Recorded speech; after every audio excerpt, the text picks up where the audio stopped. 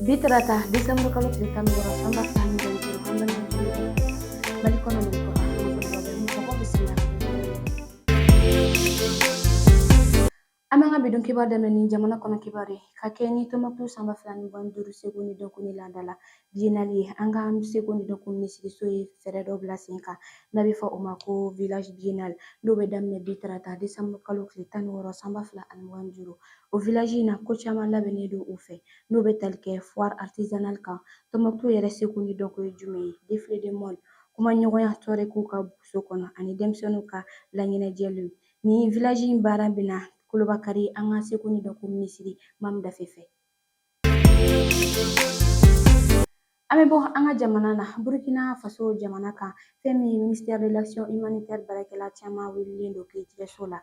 U jalakilen don ko u ye CFA wari miliyari 3 ŋanamu ka kɛ ni Amidou Tiania ka affaire ye n'o tɔgɔ dara jamana baarakɛla in kan. N'a jalakilen don ko a ye nafolo ŋanamu min tun kɛrɛnkɛrɛnnen don ka ɲɛsin jamana kɔnɔmɔgɔ minnu wulila banbaganciw ka binkani walew kosɔn n'a bɛ fɔ olu ma ko les personnes déplacées. Nin wari in tun dabɔlen don olu ladonni kama.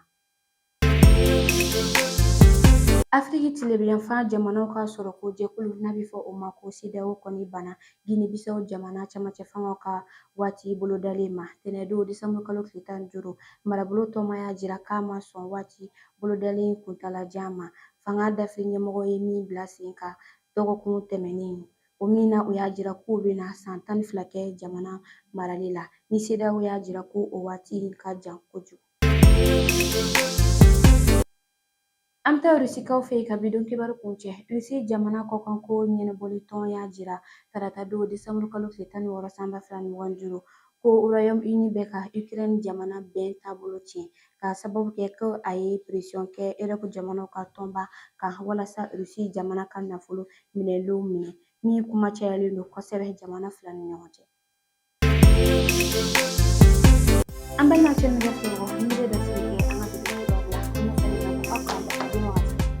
L'École supérieure de commerce ESC Mali School of Management, l'école qui forme les leaders de demain, elle se distingue comme l'une des meilleures écoles de commerce de la sous-région. ESC Mali est réputée pour l'excellence de ses formations qui préparent efficacement les étudiants à devenir des entrepreneurs et des managers compétents.